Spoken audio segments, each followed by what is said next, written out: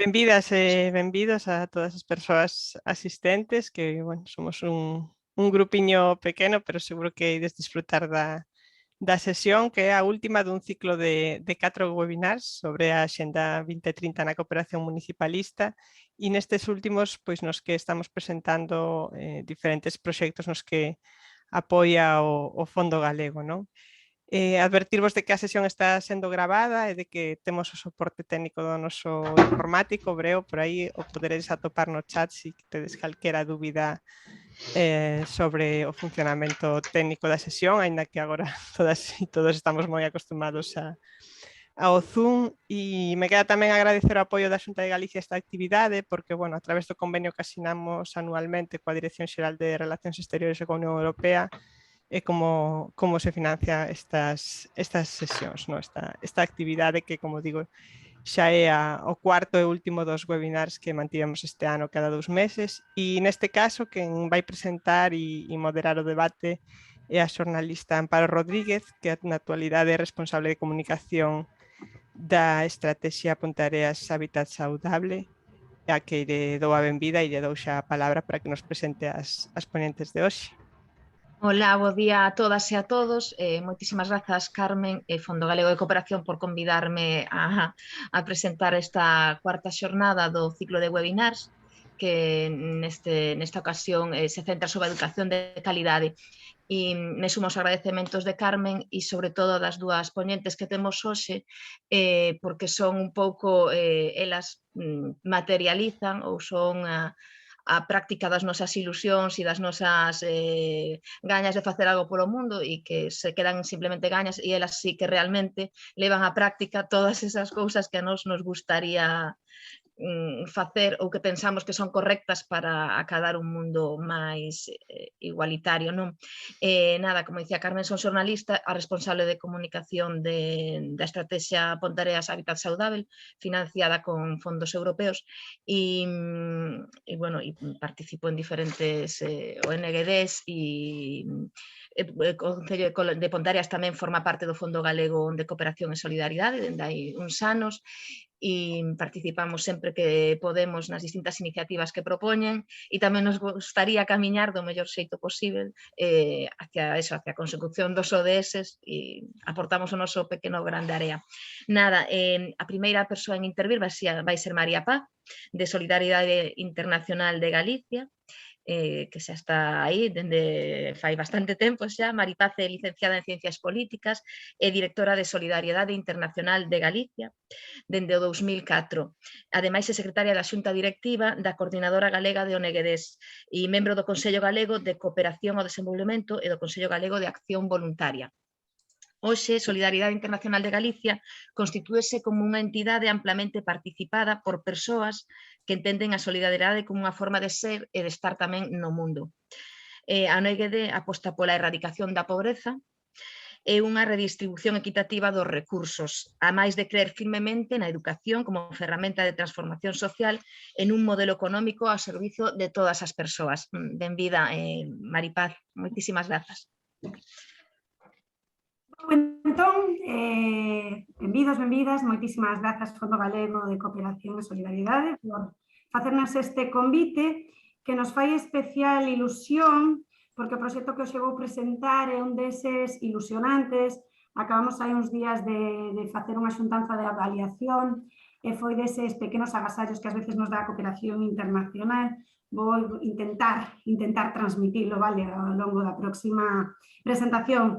Un placer compartir este espazo tamén con Amparo, grazas pola tua presentación, e con María José dende Mozambique, un luxo para mí estar aquí acompañándovos. Bueno, vou intentar, como dicía, expoñer, vou compartir o que dende Solidariedade Internacional estamos a facer nestes momentos, grazas precisamente ao Fondo Galego. Bueno, Solidaridade Internacional de Galicia, antes de nada, dicir que somos un grupo fundamentalmente de mulleres, e de dicir que dende o ano 96 traballamos aquí en Galicia, bueno, a prol, como dicíamos antes, dos dereitos de homes e mulleres. Comezamos moi noviñas, tiñamos daquela 18 anos, agora xa temos uns cantos máis, pero esta experiencia xa longa no tempo nos dá, creo, a experiencia e a capacidade para enfrentar determinadas situacións e ter como unha concepción moi clara daquilo que queremos reivindicar e de que tipo de asociación e organización queremos ser e de como queremos relacionarnos, verdade, entre nós e coas nosas entidades socias. Somos unha organización desas que se chaman xeralista, non focalizamos, digamos, a nosa actividade nun eido concreto de actuación, senón o que facemos no noso traballo en terreo, acompañar a procesos de desenvolvemento integral, aquelas entidades contrapartes, bueno, coas que somos quen de forxar unha relación baseada na confianza mutua e nos principios e valores semellantes, verdade? E creo que este proxecto recolle todos estes elementos. Este proxecto leva por título o Dereito á Educación para as Comunidades Indígenas Chortí da rexión de Jocotán, Chiquimula, vale? Isto é Guatemala. O país probablemente fetiche para a solidariedade internacional, o país ao que nos vincula unha longuísima estrategia de traballo en moi distintos puntos xeográficos do mesmo. Unha rexión na que, concretamente esta, en Jocotán, coa que empezamos a traballar da man da nosa entidade socia. Se chama Mejora, Asociación para el Mejoramiento Habitacional de Guatemala. Unha organización cunha trayectoria tamén ampla que acompaña procesos a longo prazo a distintas comunidades e rexións do territorio guatemalteco. Como dicíamos, Guatemala é o país no que estamos a intervir. Bueno, os cartos ás veces tamén son importantes poñelos sobre a mesa, verdade? Porque nos falan do que podemos e non podemos facer, do que podemos e non podemos aspirar. Este é un proxecto con orzamento total de 33.500 euros, verdade? Dos que 25.000 euros son financiados polo Fondo Galego de Cooperación e Solidariedade, do que aproveito para animar a todos os concellos galegos e diputacións, entidades locais, en definitiva, a que se sumen polo traballo que fan e polo impacto que xera, non só nos países nos que estamos a traballar as organizacións, senón tamén o traballo que se está facendo aquí a prol dunha política pública de cooperación. Estamos aquí porque hoxe este webinar centrábase no obxectivo de desenvolvemento sostible número 4, educación de calidade, verdade? Insistir en que non somos unha organización que no noso traballo en cooperación internacional nos centremos nesta temática, verdade? Pero sí, neste caso, é froito dun proceso integral. Concretamente, estas accións contribúen a consecución deste obxectivo. Si que tamén teño que dicir que en Solidariedade Internacional a nosa aposta aquí en Galicia sí, centras en promover a educación como esa ferramenta para transformar e mudar mundos e sociedades. Cando falamos deste ODS 4, falamos de garantir unha educación inclusiva, de calidade, de promover oportunidades de aprendizaxe permanente para todas as persoas, casi nada. E concretamente, este proxecto quere contribuir á meta 4.1, que de aquí ao ano 2030 podamos asegurar que todas as nenas e nenos terminen o ensino primario e secundario, que ha de ser gratuito, equitativo e de calidade, e producir resultados de aprendizaxe pertinentes e efectivos. Creo que cada unha das palabras incorporadas nesta meta din moito e ningunha delas, creo, ademais, é prescindible, verdade? Bueno, vou moi rápido, falo así, vale, igual non chego os 20 minutos, pero se logo queredes que amplíe, me dicides. Gustaríame centrarme un pouquichiño na zona na que estamos a traballar da man desta organización Mejora, Guatemala, como dicíamos, concretamente municipio de Jocotán, verdade, no departamento de Chiquimula. Este municipio, este departamento, conta cunha característica específica que forma parte do chamado corredor seco centroamericano, verdade? Unha franxa que atravesa boa parte, como digo, de Centroamérica, que, como o seu nome indica, caracterízase por unhas condicións climáticas adversas caracterizadas pola sequía. Consecuentemente, todo o que iso implica de dificultades engadidas a un país xa de por sí altamente empobrecido, datos dos que non vou entrar porque creo que é por todos e por todas coñecido. E concretamente, dentro deste municipio de Jocotán, imos traballar nas comunidades de Plan de Candelero e Encuentro de Candelero. Algúns datos importantes sobre esta... En principio, quero falar da rexión, verdade? Porque, ademais de formar parte dese corredor seco, o cal, como digo, xa lle confirma as características especiais, é unha rexión onde a pobreza alcanza o 82% da poboación, fronte ao 59% de media do país, vale? É dicir, as tasas de pobreza son elevadísimas. A desnutrición afecta a unha altísima parte da poboación. Iso tamén está directamente vinculado con ese feito de pertencer a este chamado corredor seco. A mortalidade materno-infantil forma parte tamén da vida desta rexión. E se falamos de violencia de xénero é importante porque, ainda que este proxecto se centra no Obxectivo de Desenvolvemento Sostible número 4, o que ten que ver coa consecución da igualdade de xénero é determinante. Quero darvos un dato que ainda agora preparando isto me deixou, non sei como dicir, tocada. No último ano rexistráronse 442 embarazos de mulleres menores de 19 anos, nunha poboación, ollo, de 2.851 persoas.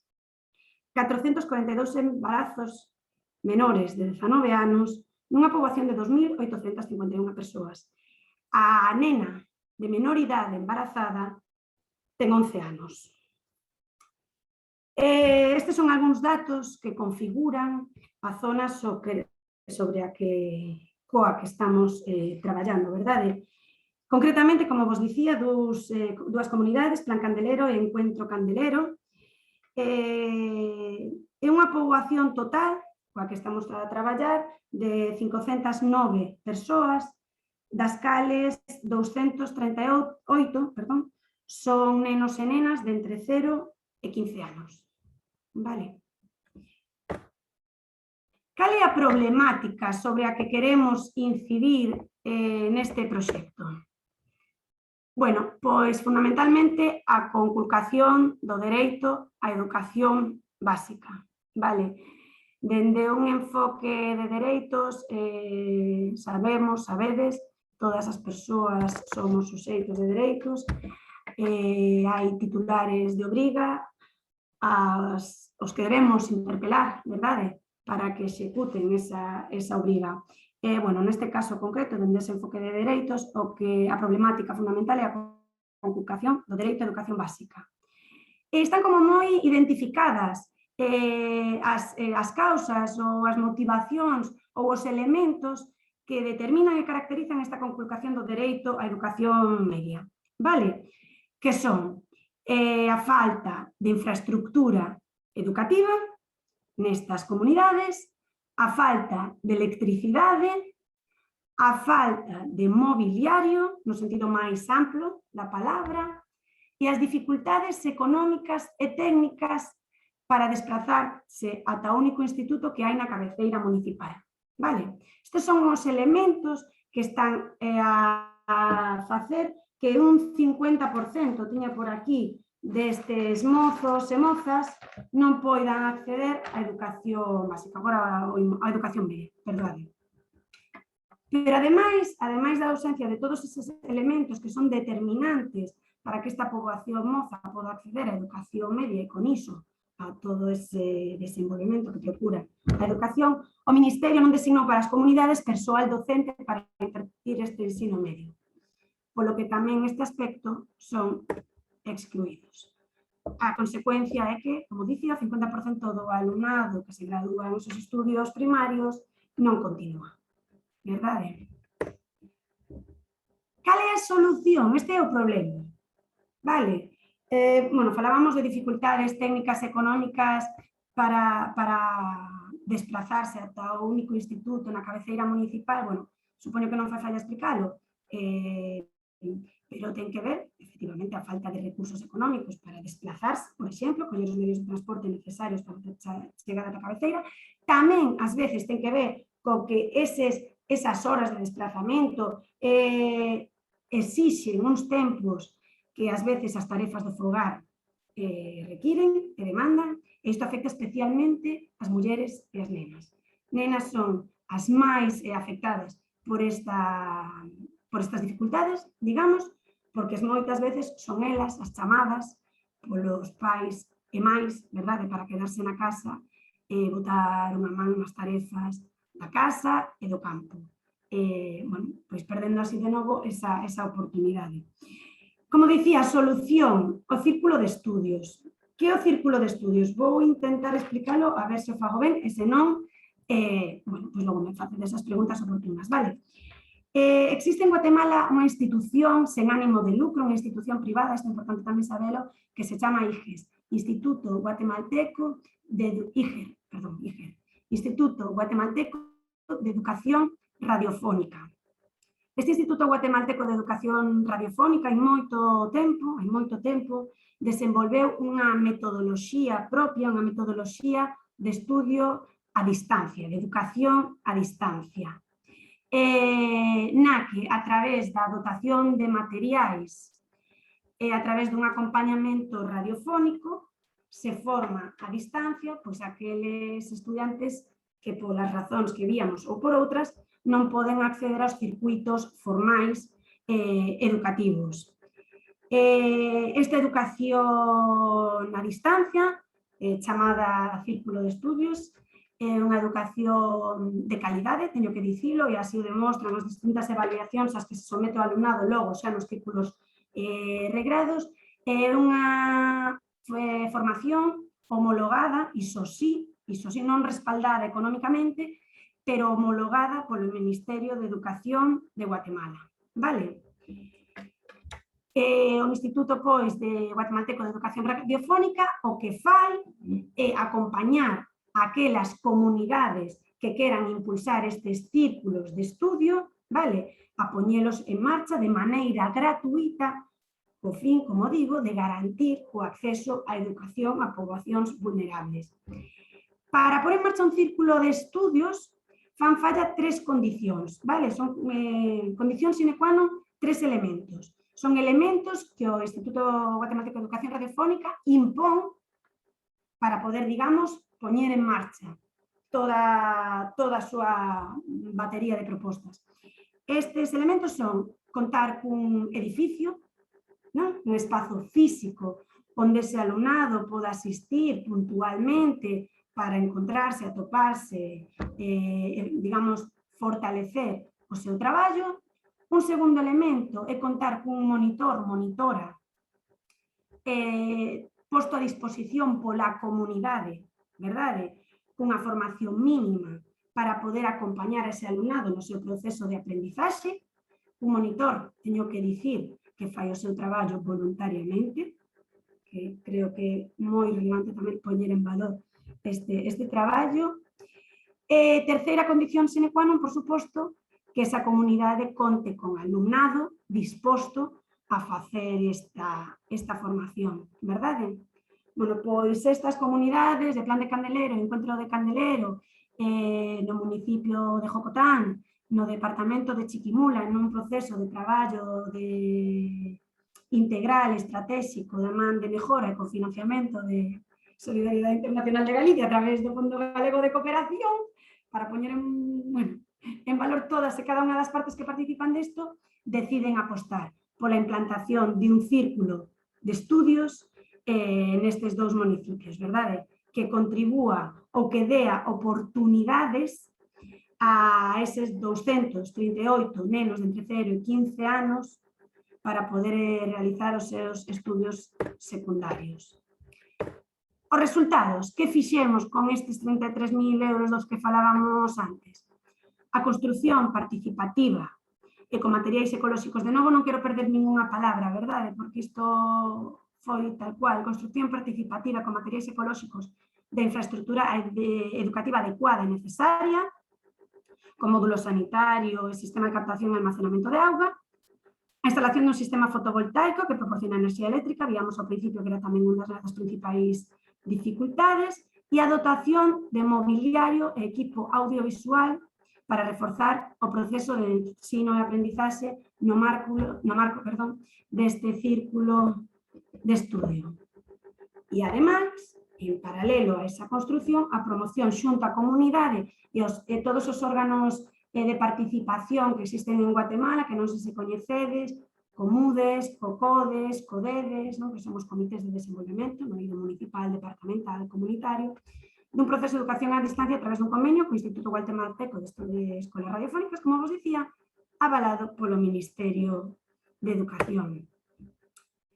Conclusión, grazas a todo este esforzo, este traballo no tempo de carácter integral acompañando a comunidade, acabase de poñer en marcha ese círculo de estudio que conta xa cos 3 elementos necesarios. Por unha banda, digamos, a parte máis visible, tangible deste proxecto, a construción deste módulo, que estades a ver nas vosas pantallas, o equipamento necesario exixido polo IGER, verdade?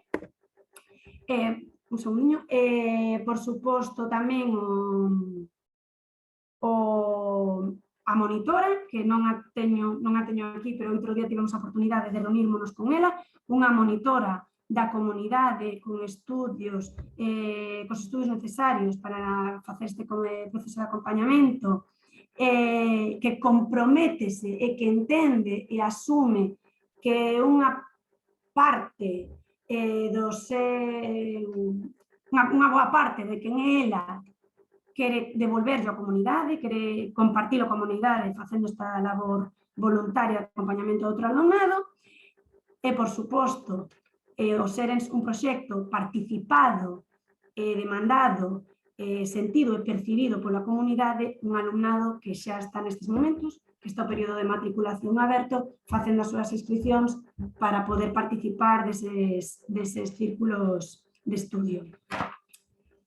Quería rematar, non sei canto tempo levo, porque, como insisto, son moi rápida, quería rematar dicindo xa que outro día fixemos evaluación deste proxecto con todas as partes, e a verdade é que estábamos totalmente sorprendidos polo ben que fora todo. Sabemos que os proxectos de cooperación sempre hai como 500.000 situacións que complexizan, que prorrogan, que retrasan, que cambian.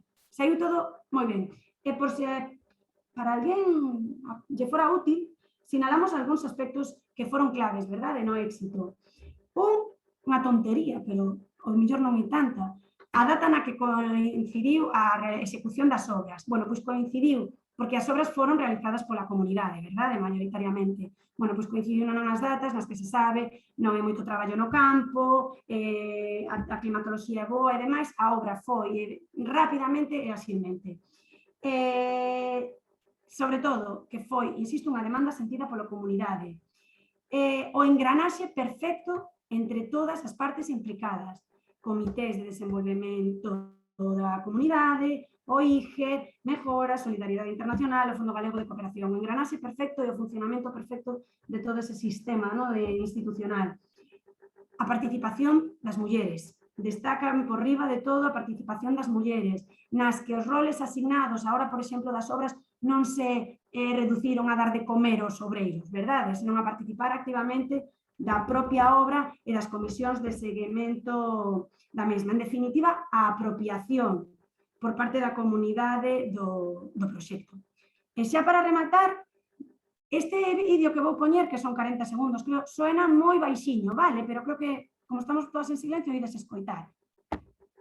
Buenos días, mi nombre es Marina Pérez García, vivo en Blanca y Candelera, en el municipio de Botán. Para contarles cómo es la organización en nuestra comunidad, que como mujeres pues nos organizamos en todo proyecto que venga para el beneficio de nuestra comunidad. En este caso se construyó el módulo de educación para el nivel básico y como mujeres nos organizamos en la recolección de la arena y también en la preparación de alimentos para los albañiles y ayudantes. En este caso pues queremos dar gracias a Fondo Galego, Solidaridad Internacional Galicia y a Fora por el apoyo que nos ha dado, que es la base principal para poder sacar nuestro proyecto.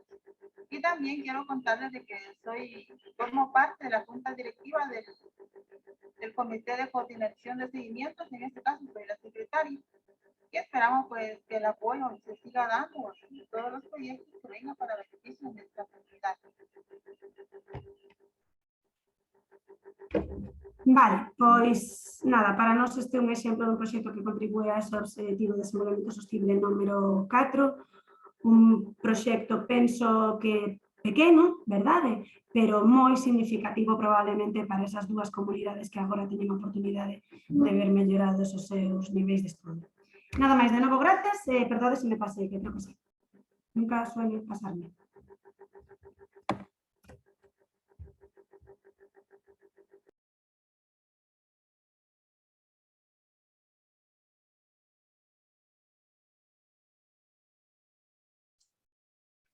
Hola, Amparo, non sei se podes abrir o micro. Sí, agora sí. Nada, tiña unha pregunta para María Paz.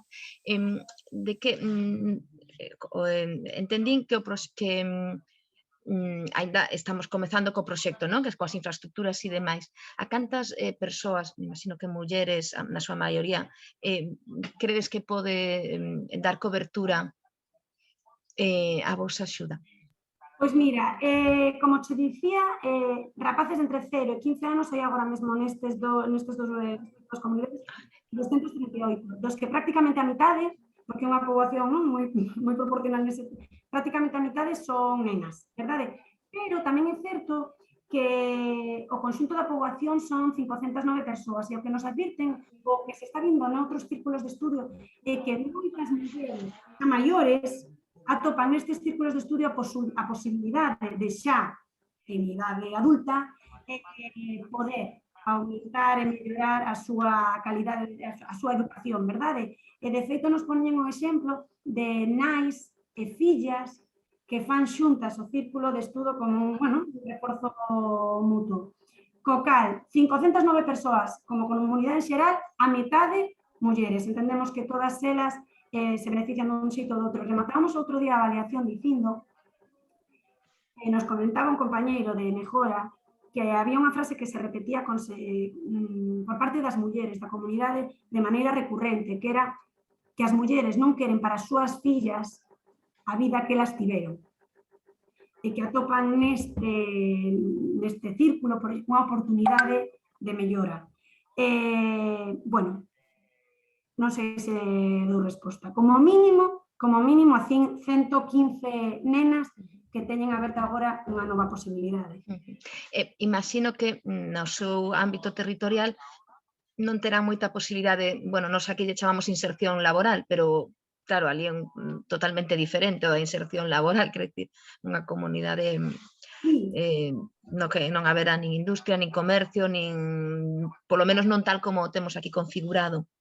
Efectivamente, as oportunidades de emprego nunha comunidade como calquera destas son pequenas, pero sen dúbida, a menor nivel de estudios, menos posibilidades. E aí acontece outra cousa que non mencionei. O 61,43% da poboación nestas comunidades é indíxena. E iso é un elemento máis de vulneración, de discriminación e de marginalidade. Co cal, calquera elemento que contribúa, verdade, a mellorar as opcións de empregabilidade e de acceso a estudios superiores. Non olvidemos que tamén é un dos obxectivos, non? Poder garantir a educación secundaria para que exista a posibilidade de acceder a estudios superiores, onde xa esas posibilidades de emprego cambian sustancialmente, verdad? Non sei se temos algunha pregunta máis por aquí. Se acaba de incorporar alguén máis. Se non, dime, Carmen, se ti tes algunha pregunta ou continuamos coa seguinte conferenciante. Nada, continuamos e despois ao final, se hai algo, retomamos as cuestións. Gracias. Vale, pois nada, damos paso agora a María José Castro da Fundação Encontro. E María José Castro é enfermeira, natural da Coruña, e leva xa máis de 20 anos en Mozambique, que xa son moitísimos anos, e terá moitísimo que contarnos, ainda que teña que comprimilo todo en moi pouco tempo. Responsable tamén do desenvolvemento da saúde comunitaria na Fundación Encontro, en 2011 asumiu a coordinación executiva da entidade. A Fundación Encontro defínese como unha organización da comunidade para a comunidade. A súa misión é contribuir ao desenvolvemento integral das poboacións máis vulnerables do rural no sur de Mozambique, especialmente nas áreas de educación, saúde e agricultura. Para isto impulsan iniciativas a prol da seguridade alimentaria, a formación, a protección social, a atención sanitaria, o saneamento ou a igualdade de xénero. A área de influencia dos seus programas ronda as 25.000 persoas.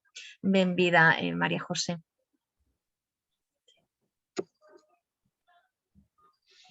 Micro.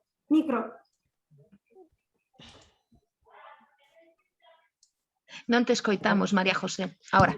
Ya, se cerró. Nada, estaba a dizer que moito obrigada pelo convite, é un prazer estar aquí con vocés. Peço disculpas porque o meu galego ya está totalmente alterado e faz unha confusión entre galego, portuñol e castellano, pero bueno, acho que nos vamos a entender, tá bom?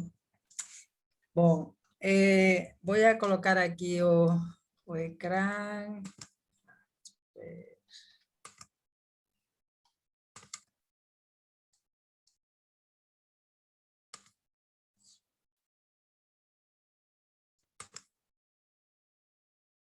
¿Se ve? Sí, perfectamente. Sí? Ok. Bom, entón a intención é transmitir para vocês o proxecto que estamos a implementar financiado polo Fondo Galego. Nós como Fondo Galego já levamos anos de relacionamento, já há moitos anos que comenzamos en outras comunidades, despois nos perdimos no tempo, mas nos voltamos a encontrar e aquí estamos e esperamos continuar, non é? A Fundación Encontro, como já decía Amparo, é unha organización de base comunitaria e que vai ao encontro das necesidades e preocupações que teñen as comunidades, non é? Para nós é importante 3 pilares, que son a saúde, a formación, a educación, non é? E a agricultura. O sea, pegando estes 3 pilares é que vamos ao encontro daquelas situacións que as comunidades nos van colocando.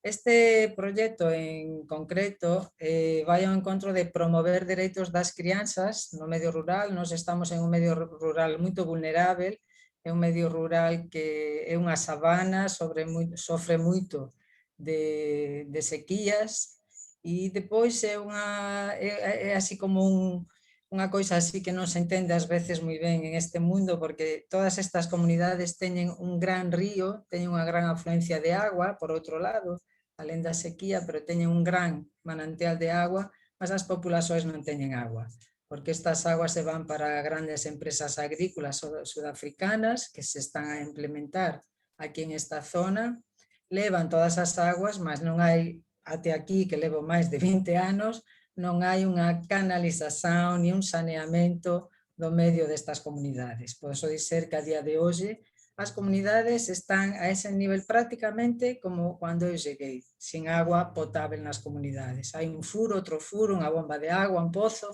mas non há unha constante de agua que posa beneficiar a esta comunidade.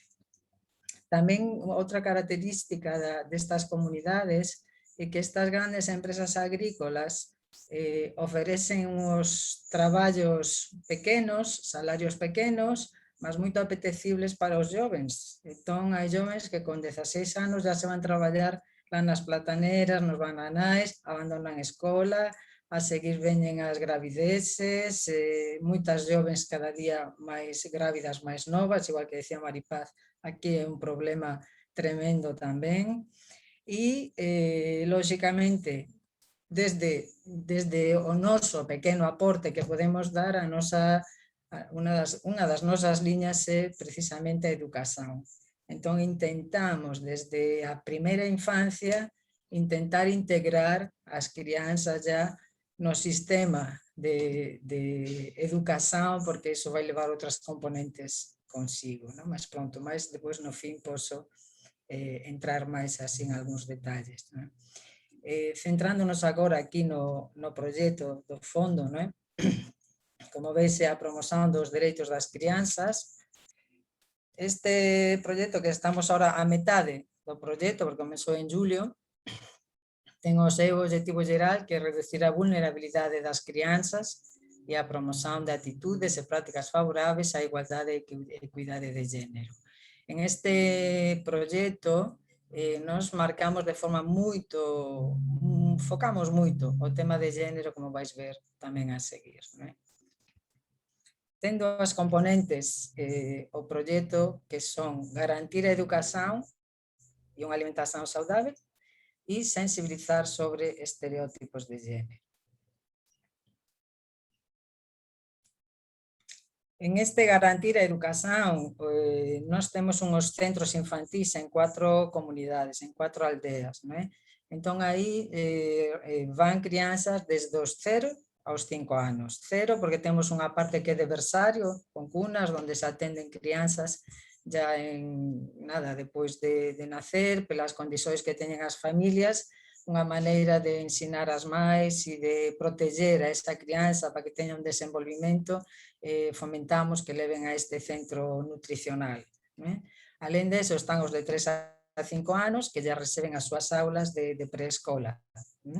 O país aprobou a educación de preescolar, mas aínda non está implementada dunha forma regular nin na parte pública. O sea, agora hai moitas escoliñas privadas, mas o que é así a nivel público aínda non está a funcionar como tal. Entón, un dos nosos esforzos é ter estes centros infantís onde alberga todas as componentes de educación preescolar e tamén unha alimentación saudável. Que acontece aquí? Que temos moita crianza que se non recebe algún tipo de apoio vai a sofrer de desnutrición. Esta zona ten unha percentaxe importante de desnutrición, ainda que levamos moitos anos, mas aínda está aí presente. De facto, no país hai máis de un 40% de desnutrición crónica. En esta zona podemos dizer que non existe esa percentaxe, estamos nos 20%, mas é un problema que está aí moito presente e, de facto, tamén traballamos en iso. A outra componente, que é a alimentación saudável, é un pouco para garantir e manter o que é a seguranza alimentar. Por exemplo, os encarregados de educación, os pais ou as mães, eso de levar unha crianza con menos de 5 anos a un centro, a unha escoliña, eso é difícil ainda de entrar na cabeza, ainda que ven as vantagens, mas pronto, van para o bananal, deixan a crianza en casa con alguén e já está.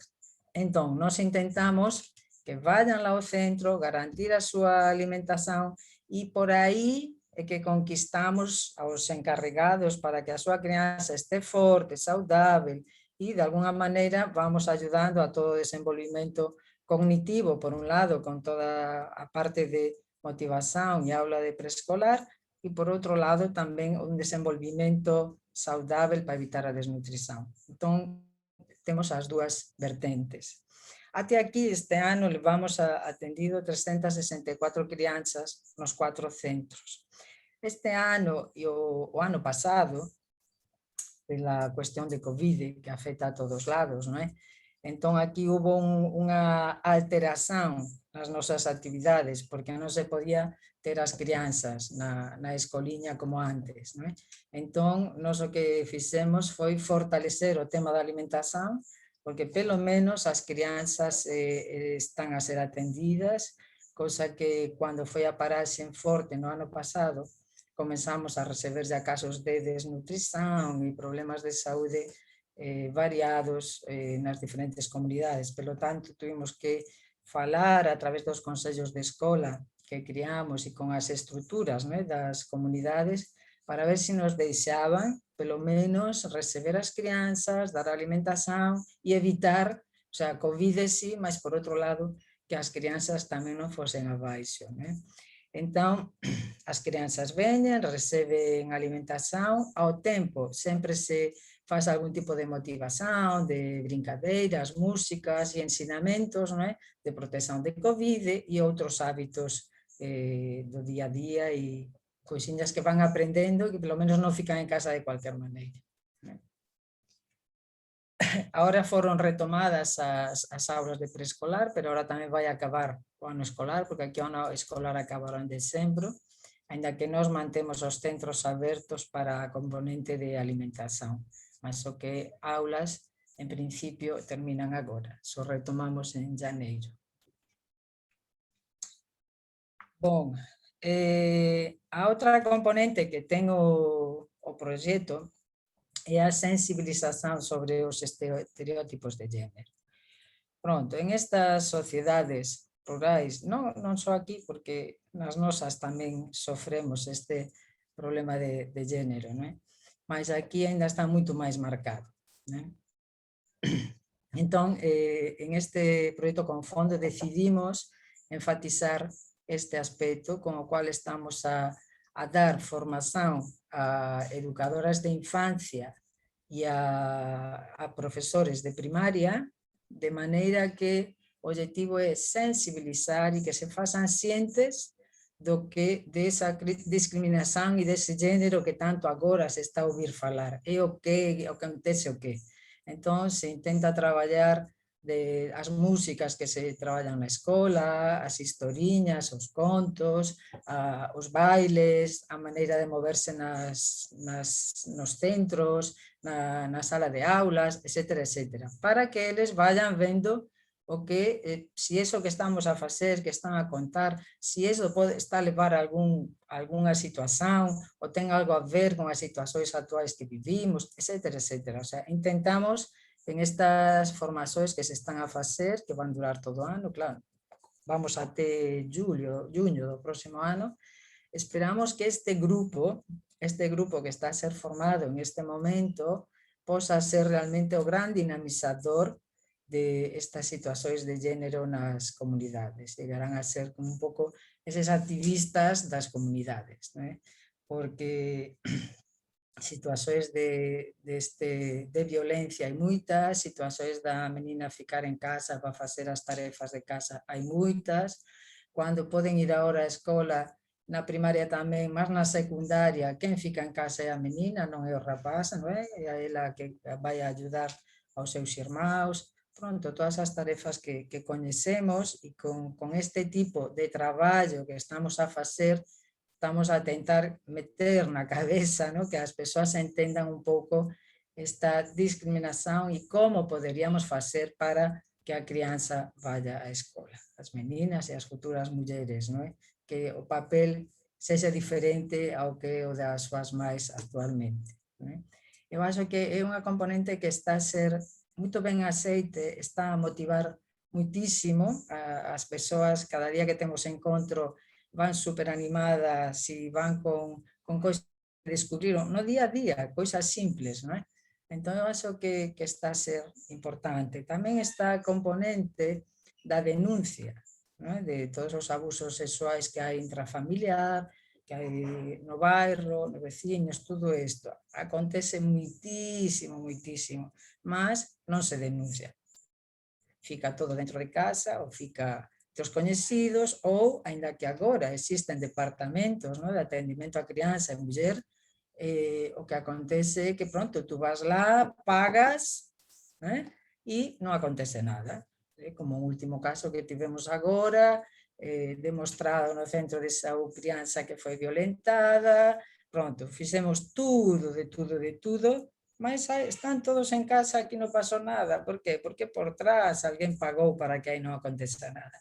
Entón, que hai moitísimo traballo a facer.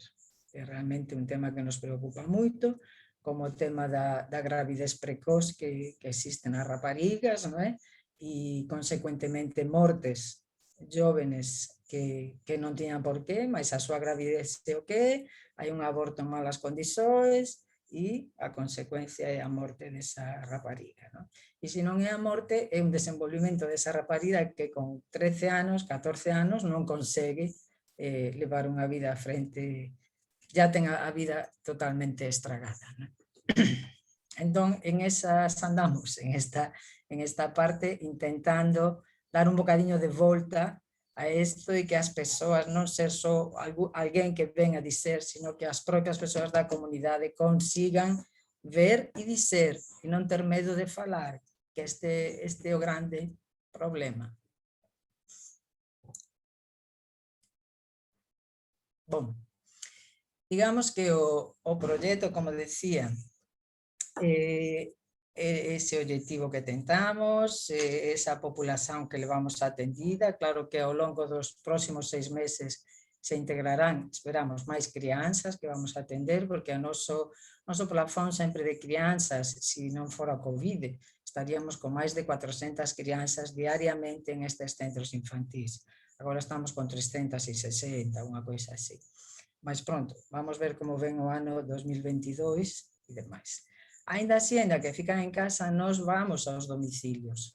Ainda que eles non veñan, como as aldeas son pequenas, son 3.000 habitantes, 5.000, 7.000, pronto, son coñecidos, non é? E temos agentes, activistas que andan na comunidade, que son os que teñen o contacto entre o centro e as familias, non é? Entón, sempre hai aquí unha relación, un feedback do que acontece en esas casas e pronto, esperamos ir acollendo máis crianzas ao longo do ano.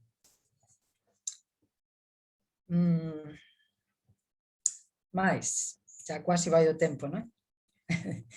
Bom, tal vez só para terminar, eu coloquei aí unha roda e unhas rodiñas, que ten a ver con este proxecto e ten a ver con o que somos a Fundación Encontro.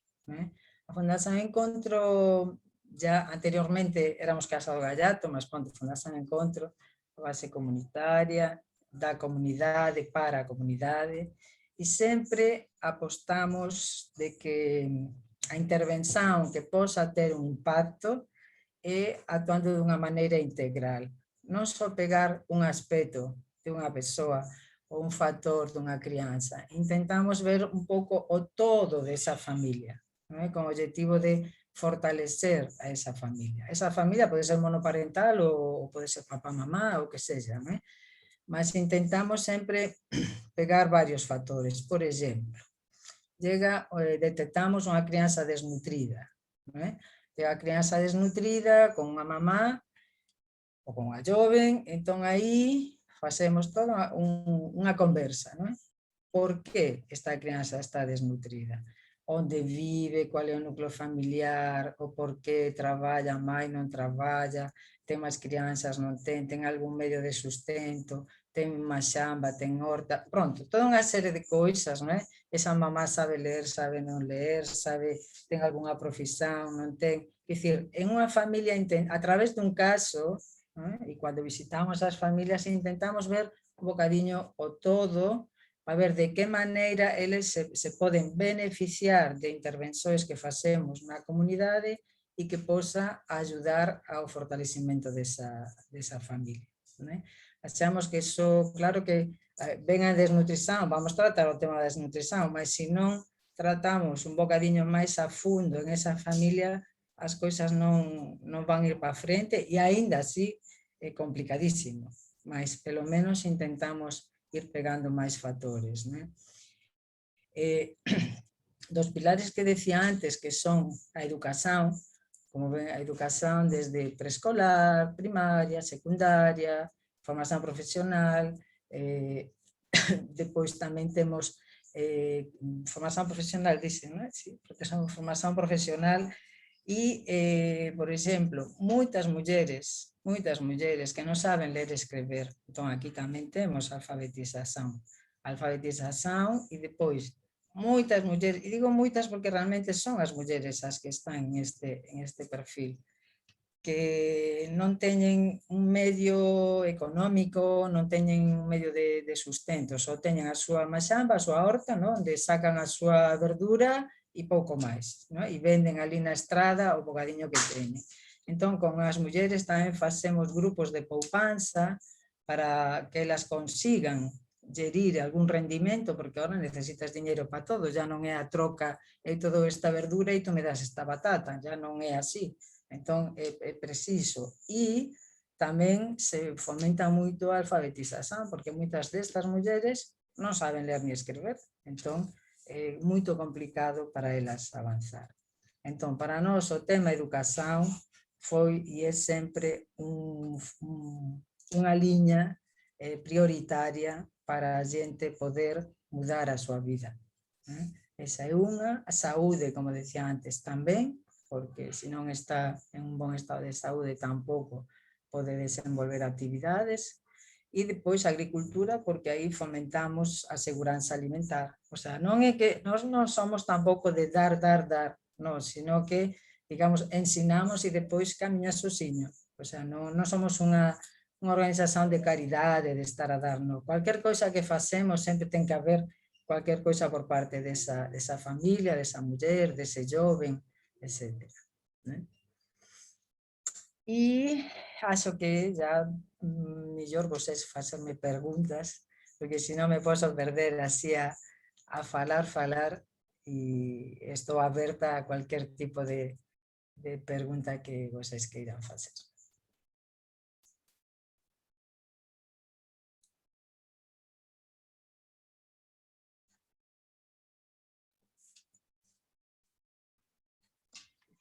Penso que temos xa algunhas cuestións no chat, verdade, Carmen?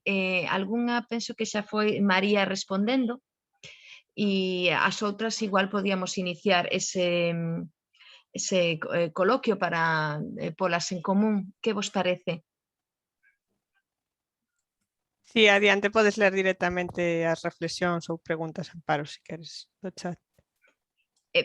Me dis que vou nas lendo ou... Sí.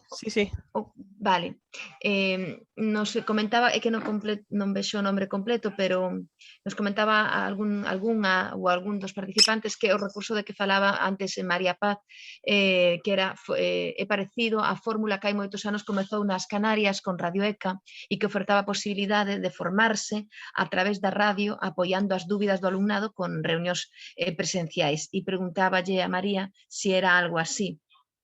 Sí, efectivamente le estaba diciendo que era algo muy parecido y de hecho nosotros en Solidaridade Internacional sempre facemos de algún xeito ese paralelismo, verdade? Son formatos que nós tivemos en España nos anos 70 e Radio ECA foi unha das entidades que liderou modelos deste tipo. Non sei se estaba a compañeira cando facía a intervención, insistir en que eran 3 elementos os que tiñan que quedar garantidos para que o Instituto Guatemalteco de Educación Radiofónica dera cobertura, non a demanda dunha comunidade que quere formar un círculo de estudio, que contar cun edificio en condicións e coa dotación necesaria para poder facer ese acompañamento, un monitora posto a disposición por parte da comunidade que exercerá ese acompañamento con carácter voluntario, e despois, importante que haxa alumnado disposto a facer eses estudos. Quero dicir, non é un servizo que se ofreza libremente para ver se as comunidades ou o alumnado das comunidades se inscribe, senón que para que a comunidade poda acceder á creación dun círculo de estudo ten que ter xa o compromiso de ter alumnado interesado en facelo. Logo diso, sí, unha educación na que a partir de materiais que se lle entrega ao alumnado o funcionamento é basicamente isto: o alumnado se lle entregan uns materiais con calidade, insisto, pedagóxica, elaborado por especialistas na materia. Ese alumnado, o acompañamento radiofónico, creo que 1 hora ao día é co que conta o alumno, que despois, co acompañamento da monitora, unha vez a semana, reúnense nese espazo habilitado para facer todas as consultas, todas as dúbidas e probas necesarias. Penso que a mesma participante tamén preguntaba que como se preparan a esos activistas que fan de relación entre a Fundación Encontro e as familias. Como as motivades e os motivades? Bom, eses activistas se facen convocatorias nas comunidades de jovens sempre superior a 20 anos, non é? E depois reciben formación na área de saúde, na área de educación, Básicamente eses 2 puntos. E na área tamén de agricultura, como decía antes, porque queremos tanto abarcar toda a prevención de saúde, como tamén o tema de seguranza alimentar. Entón, eles teñen de fato unha formación, imagina unha semana seguida, temos aí unha formación intensiva, depois se vai a campo, se ensina a facer visitas domiciliares e como se facen as entrevistas e se fala con as familias. Depois, mensualmente, tamén temos encontros de formación continua. Gravidez precoz, saúde sexual e reproductiva, género, malaria, educación de todo o tema de agricultura, como facer unhas boas sementeiras para ensinar depois as familias e demais. Entón, eses activistas, unha vez que están formados, en función dos programas que temos, depois van a visitar as familias. Cada activista ten 20 familias. Entón, digamos que esas 20 familias son os seus 20 amigos e confidentes para falar. E depois tamén se facen reunións entre as familias e demais. Mas previamente se faz unha convocatoria, son persoas da comunidade e participan en formación e van adquirindo coñecemento e habilidades para tratar con eso, que já digo, ten unha componente moito preventiva, tanto a nivel de saúde, preventiva para que as crianzas vayan á escola, para que a rapariga, para denunciar un caso de género, etcétera, etcétera. Entón, reciben toda esa formación e depois actúan. Non sei se María José, comentabas antes, bueno, non sei se no caso de Guatemala, do concello no que traballades, pero ti, María José, comentabas que eles teñen recursos naturais, como a auga, por exemplo, non? Pero que non poden desfrutar deles, non son propietarios, e que si hai interés das grandes empresas en traballar en Mozambique, non? Non sei se é o caso de Guatemala e da zona na que vos traballades, pero non se tivo avanzado nada nestes anos co goberno para que haya un reparto ou que esas empresas que veñen e disfrutan e se lucran deses recursos naturais deixen unha parte, unha porcentaxe, un apoio, algo, unha contraparte. Sí, se supón, e no papel está escrito, que esas empresas teñen un 6% de apoio á comunidade. Eu te posso dizer que o primer bananal que se instalou en esta zona faz ya 15 anos, 17, tiña a promesa de facer un posto de saúde e maternidade, tiña a promesa de habilitar e colocar agua. Eu te posso dicir que até aquí non hai nada, nada. E non hai quen obrigue a cumplir. Claro, que pasa? Que aí en esas empresas están persoas moi fortes do goberno e os que veñen empresarios de Sudáfrica, digo Sudáfrica porque a maioría son sudafricanos en este caso.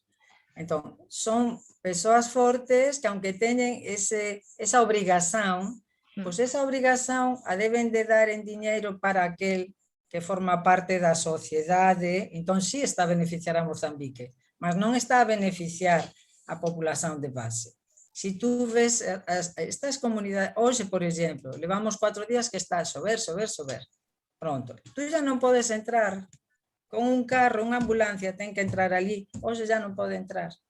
É moito triste, mas nós que estamos ali e que estamos constantemente, que vamos ao distrito, ao municipio, vaya, que vas lá e dis, oye, que Bananalandia, que é o nome, non é? Bananalandia e Frutos Libombos, e que acontece isto. Estamos a ver de que maneira. Hai un sindicato de traballadores, mas é tremendo. É unha impotencia total. E agora van pasar de bananal a macadamia, porque depois de anos de plantar bananas, pois o terreno já non está bon, entón agora van comenzar a plantar macadamia, que tamén é moito rentable. Mas isto que trae consigo, que a macadamia precisa menos persoal para limpar o terreno. Significa que en estas comunidades que ahora está a traballar, imagina, un 80% destas aldeas traballan nos bananales. Ahora con a macadamia ya están a despedir persoal porque a macadamia, a árbol de macadamia non precisa de tanta limpeza como todas os bananales. Entón, ainda vamos a sofrer máis.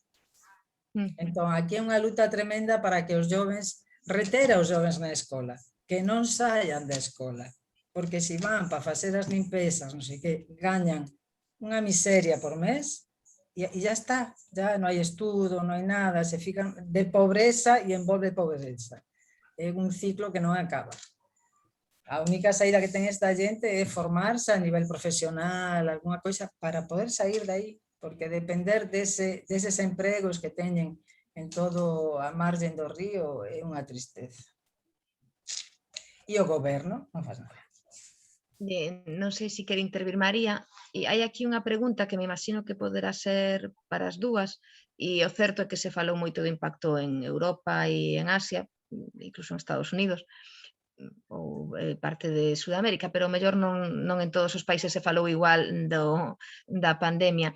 E aquí preguntan como impactou a pandemia do COVID no dereito á educación nas comunidades nas que estades a traballar. A nivel global fálase de que 11 millóns de nenas non retornaron nunca á escola. Sí, bueno, se queredes, empezo eu.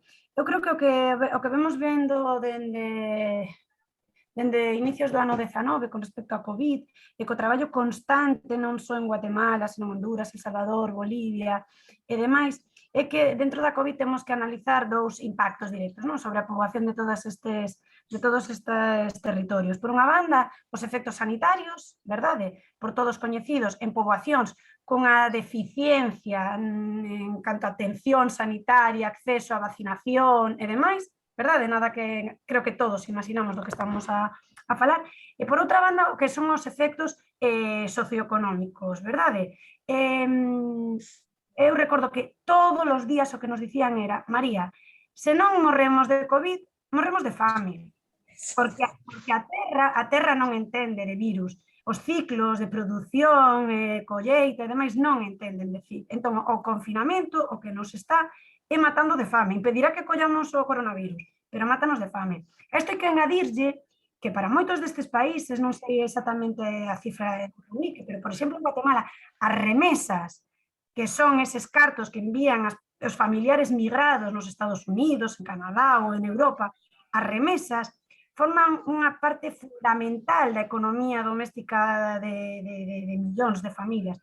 Esas remesas tamén se viron drásticamente diminuídas porque a pandemia foi global. Entón, moita xente emigrada quedou sen traballo, esas remesas deixaron de fluir, co cal a situación de pobreza e vulnerabilidade o único que fixo foi incrementarse. Cal é a resposta a unha situación de maior pobreza? Maior necesidade, maior dificultade para, pois o que dicía eu no noso caso, para ter as condicións necesarias para pagar un transporte e desplazarse ao centro de educación secundaria, ou ter que facer maiores esforzos no campo, en todos eses pequenos traballos baseados na economía informal que son necesarios para alimentar economías tan absolutamente febles. E como sempre, creo que como vimos dicindo as dúas compañeiras, quen asume en boa medida ese extra de traballo? As mulleres. Quenes deixan de ir á escola maioritariamente porque teñen que asumir cargas domésticas e tarefas vinculadas ao traballo informal? As nenas. Entón, obviamente, a crise, dende logo, e hai outra cousa. No caso de Guatemala, que nos veñen advertindo, tamén no Salvador. Ademais destas consecuencias sanitarias e económico-sociais, está un debilitamento do Estado de Dereito. Quero dicir, gobernos que desapareceron durante a pandemia ou coa excusa da pandemia, porque como non se podía facer nada, non había que portas as que chamar para garantir a eses titulares de obrigas o cumprimento dos dereitos, verdade? Bueno, pois gobernos desaparecidos, institucións que coa excusa, insisto, da pandemia, empezaron a facer prácticas que vulneraban o dereito a acceso á educación e outros moitísimos que teñen que ver coas reclamacións e reivindicacións dunha sociedade civil que exixe o que merece, non? Así que...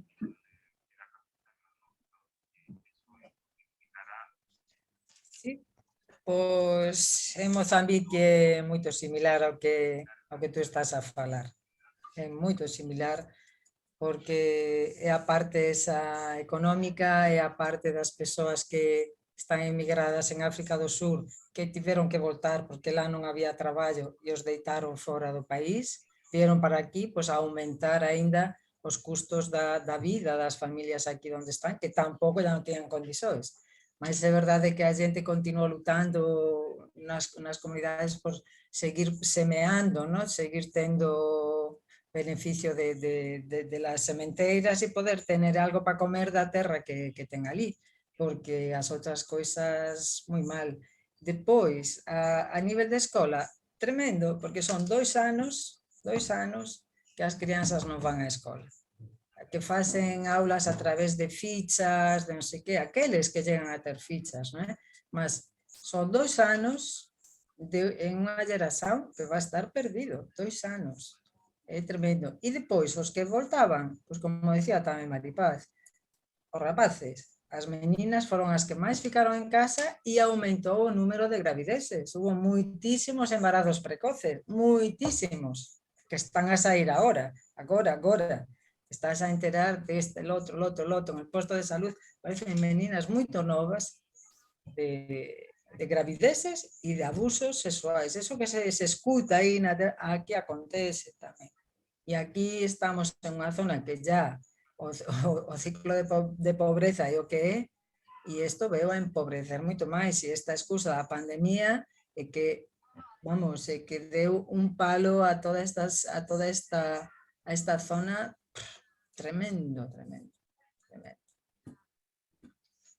Non sei como vai ser ahora este ano, mas realmente nos estamos a ver, de feito, nos ahora este mes estábamos a facer un diagnóstico nas comunidades, estábamos a pasar toda unha serie de inquéritos nas comunidades para saber como están as comunidades. Porque desde 2020 para cá, as comunidades mudaron muitísimo, hubo moitas mudanzas. Entón, agora, en este momento, é como dicir o que as comunidades precisan, o que vamos facer para 2022. O sea, estamos en ese estudio que, de fato, ahora este mes, a final de mes, temos todo un traballo, non é? Da resolución e resultados de todo eso, porque temos unha grande preocupación con o que estamos a ver nas comunidades. Este COVID, além da xente que pudo morrer, que ni se sabe, porque aunque hai números, non hai números, como decía Maripaz, e o sistema sanitario aquí é o que é, mas além disso, o problema va máis alá, porque aquí ya morren todos os días moitas persoas, que si tuberculosis, que si HIV, que si unha diarrea, que si a fome, que dicir, todos os días morre moita xente. Con COVID, aumentou? Claro, aumentou. E claro, a xente tampouco acredita cando ve, morren 20 persoas, 100 persoas, 200, claro, aí está aí escrito, pero que ya diariamente ya morre. Nas comunidades é rara a semana que non há un enterro. Todas as semanas alguén morre, todas, sin COVID. Con COVID, un pouco máis, claro. Mas pronto, o impacto do COVID está a ser pesado, Unha pregunta para as dúas, Isa, sin ánimo de acaparar a conversa. Vos notades algunha, imagino que ten que haber, no? Pois nos últimos anos unha evolución positiva da actitude da cidadanía en xeral, da actitude nativa da cidadanía en xeral, nese cambio de mentalidade respecto ao papel da muller, de actitude dos que estamos nun mundo aparentemente máis cívico ou menos desigual, e de actitude dos gobernos, das empresas. Notades unha evolución ou notades un estancamento ou unha baixada? Con respecto ao tema da equidade de xénero, te refires? Con respecto ao compromiso por acadar unha igualdade non só de xénero, sino dos dereitos, do acceso á educación, do acceso á economía, do acceso ao traballo.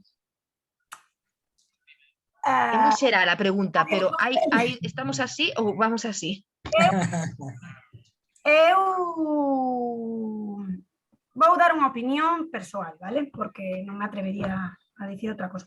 Eu creo que non podemos obviar ninguén que a día de hoxe contamos con un contexto no que obviamente a igualdade de xénero está en riba da mesa de calquera institución pública, verdade? En calquera ámbito, internacional, nacional, local. Quero dicir, un país como a Guatemala, probablemente ten unha legislación en igualdade de xénero moitísimo máis extensa que a española, verdade? Porque o papel o soporta todo. E isto non podemos tampouco desprecialo, é dicir, o feito de que estea na mesa é un avance relevante, significativo. Outra cousa é valorar en que medida isto está permeando realmente nos comportamientos e actitudes da ciudadanía, de cada un de nós. E creo que hai dúas cousas, insisto, unha opinión persoal. Por unha banda teño certo medo, isto me acontece sobre todo coa xente máis moza, onde parece que no caso, por exemplo, de España, se aprecian incrementos, non? Nos casos de violencia entre xente adolescente cando dis, pero como é posible con tanta información? Eu creo que non sei se temos tanta información, o que sí que sabemos é cales son os mantras que é políticamente correcto repetir, e todos e todas temos moi interiorizado, pero non sei ata que punto iso, insisto, se traduce en actitudes, en comportamentos que realmente supoñan ese cambio, verdad?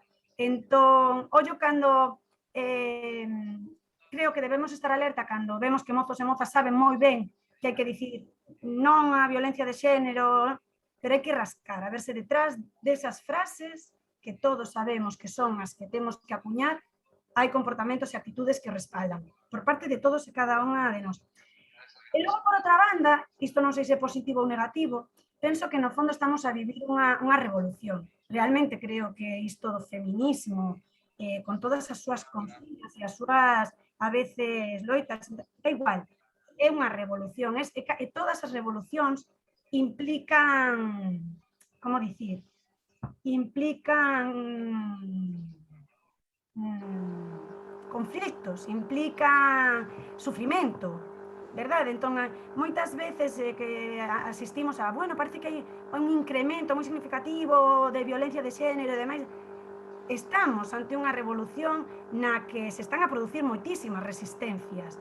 E esas resistencias están xerando moitas agresións, moitos conflitos e moitas situacións que temos que conseguir ir resolvendo. Pero creo que a revolución está sobre a mesa e iso non podemos deixar de poñerlo en valor. Creo, é a miña opinión.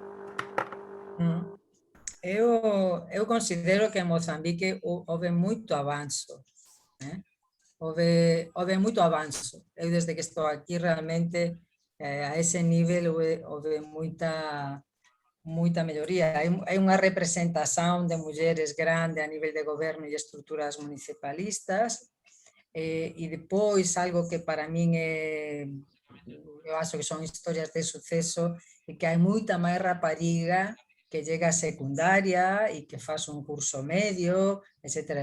Isto é unha realidade.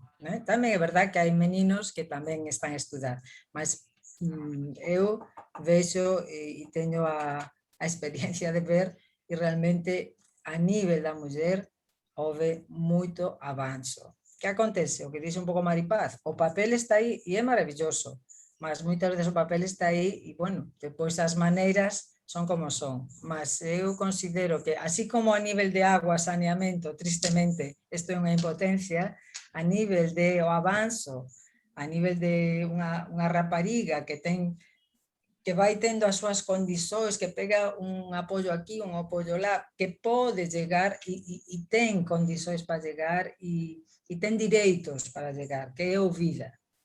Alén de que este pisada e demais por outro lado, e todas aquelas gravideces que falamos, mas desde logo eu considero que sí, hai un avanzo grande da rapariga na escola e realmente o goberno desde uns anos para aquí está a facer un esforzo grande da retención da rapariga na escola. Entón isto leva a un futuro diferente, a coisa impacto COVID que falamos e demais, mas o papel é moito bonito, a realidade temos moito que camiñar e moito que facer. Non vexo no chat ningunha outra pregunta nova, non sei se alguén ten activado o audio para facer algunha pregunta.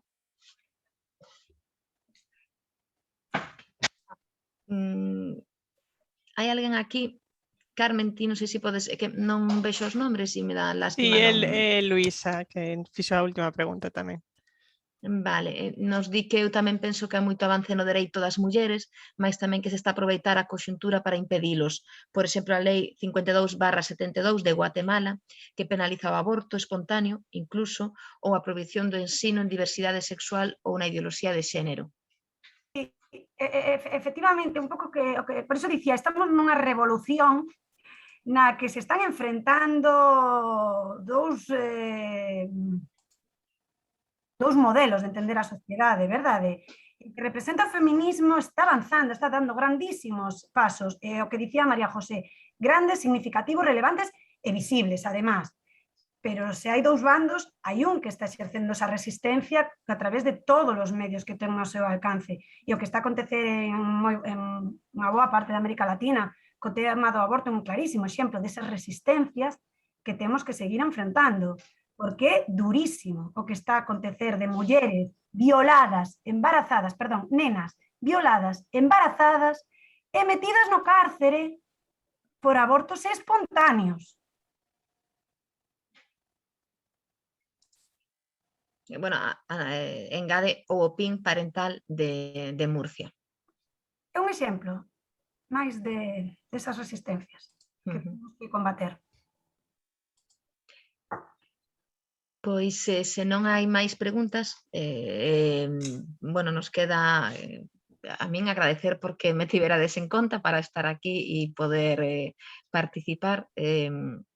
Lamentablemente moitas veces somos espectadores de todo o voso traballo e non nos implicamos o suficiente e, bueno, pero aínda así eu sempre lle digo a todo o mundo que calquera nos dá as gracias, moitas grazas polas vosas intervencións, inspiradoras intervencións. Luisa, non? Que penso que digo que, bueno, somos espectadoras do voso traballo, pero sempre lle digo a todo o mundo que aínda que lle pareza moi pouco o que pode facer, sempre pode facer, porque o seu lado, se levanta a vista ou na súa propia vida, ten moitas pequenas cousas polas que loitar e que mellorar, non? E ao final lograr un gran cambio ou facer un proxecto moi grande é unha suma de pequenos xestos e actitudes diarias. O mellor que non as podes materializar pois en Mozambique ou en Guatemala, pero si aquí ao lado que tamén nos queda bastante por facer, non? A pesar de que contamos con moitísimo máis recursos e un acceso á riqueza, ensino e demais moito máis... non está todo feito aquí tampouco, non? Entón, importante que todos cambiemos de actitude independentemente do sitio no que te toque vivir. Moitísimas gracias ás dúas pola vosa experiencia, por relatarnos a vosa experiencia e nada, agardo pola miña banda vervos pronto. Moitísimas gracias ao Fondo Galego de Cooperación por este ciclo de webinars que sabemos todos que entraña moitísimo traballo e que ao final, bueno, pois foron moitos os que participaron e os que pasaron por o ciclo ao longo deste ano. Bueno, doulle a palabra a Carmen, que é a que lle debería estar... Nada, simplemente despedirvos, dar as grazas a Amparo por moderar este debate, a María e a María José por participar, a todas as persoas que estades do outro lado, facendo preguntas ou simplemente pois informándovos do que fai o voso Concello de Deputación a través do Fondo Galego e nada máis. Esta é a última sesión dun ciclo de 4 deste webinar. Veremos para o ano se podemos retomalo ou que fórmula eliximos para seguir en contacto, pero nada, graciñas a todas e todos os que pasastes por aquí nestes últimos meses. Pechos a sesión e seguimos véndonos nas redes ou en persoa cando se poida. Muchas gracias, Carmen. Gracias. Chao, gracias. Chao, María José, encantada. Encantada, Maripaz. Amparo, gracias. Chao. Gracias.